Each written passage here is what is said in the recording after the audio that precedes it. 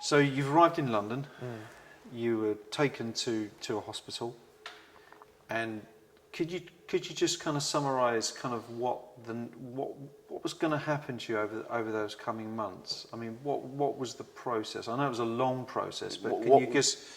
Do you want to know what I was thinking or what I now know? Because it's two different things. That's a good question. Bit of both, actually. Okay.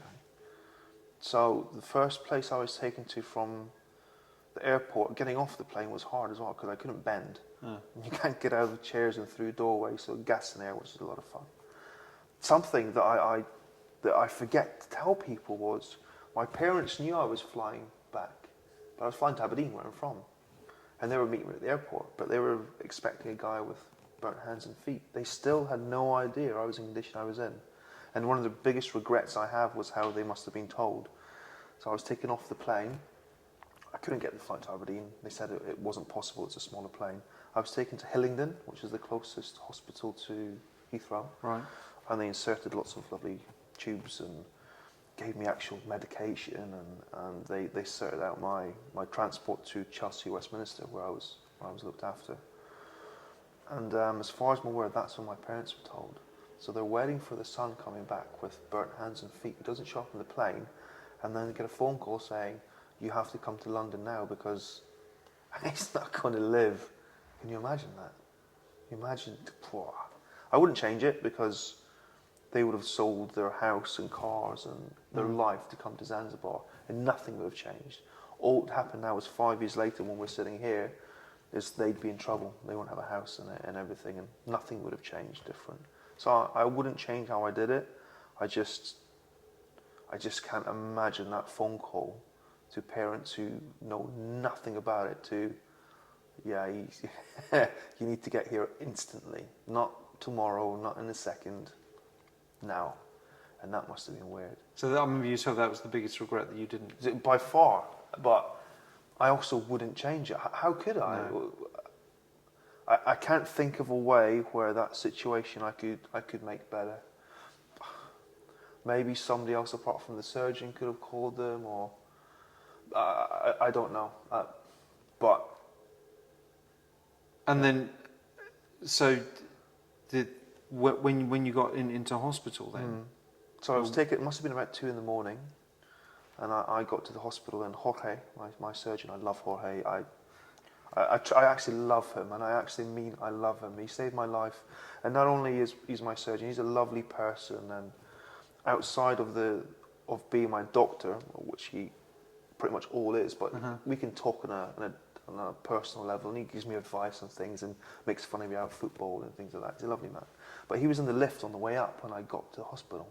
I remember him stroking my hair, asking what was going on and what happened, and I think I cried, and I hadn't cried at that point, not apart from being scrubbed when talking. I was always fine. I remember being taken into a room full of people, like watching the movies, like ER. I don't know if you remember ER. I remember ER. And there was people everywhere. And Jorge stroking my head, speaking to me, and there's things being ripped off here and things going in arms, and just lots and lots of people, and all calling my name. And it was strange to lie there having, if you imagine I was lying down and I've got Jorge, and I'm just doing this, Robert, I'm just touching this, Robert. There might have been 2 people in the room. Yeah. There might have been 20. I can't remember. I think there was 20, because there was just, everything was happening at once. And then I don't remember much because I all of a sudden had actual drugs.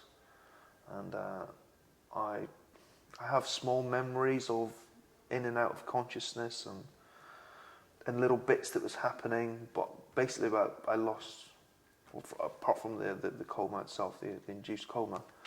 Through that, I think I was conscious for bits here and there, and they spoke to me, but I essentially woke up bald with a beard.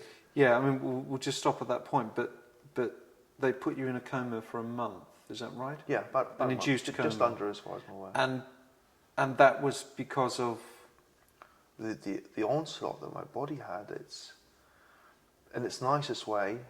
that you would say it was the pain that I was about to endure with all Right. the operations and having to clean the wounds. The easiest way for my body to accept it and not break down is to turn it off. Yeah. And that's what an induced coma is. They essentially turn off your body, and they. Sounds a strange question, and people watching this, but do you remember being in a coma? Is it a dream? I remember coming out once with the tubes. I remember waking up one time Right. with my biggest fear, and it's still my biggest fear, is the tubes in my throat. Petrified. I'm still scared of needles as well. Yeah, I'd be a terrible drug addict. I'd be really bad. I woke up one time with the tubes in my throat, and it's not only a tube in your throat. There's a couple tubes in your throat. There's one's up your nose, an NG and an NJ tube. So one feeds you. Right. You can't eat. No. And the other one, I think it's like a test tube for stomach acids. I can't. I'm not a doctor. I can't really remember. No. So there's tubes up here. There's the big one down here. There's a couple of other little ones, and they tape your eyes, or I had tape. Yeah. Tape as well. They do it in surgery. I saw the photo of you. Oh, Yeah, well, there you yeah. go. There's the picture, of course. Yeah. And I remember waking up and feeling the tube, and I remember going to grab it, and I remember the panic clearly, and then they put me out instantly. So I assume maybe I wasn't meant to come around. These, the doctors, they're skilled. There's no way that I came out by mistake. No. They must have been testing my drug limits or doing something, but then I was gone again quite Okay. quickly. So Wow. I don't really remember.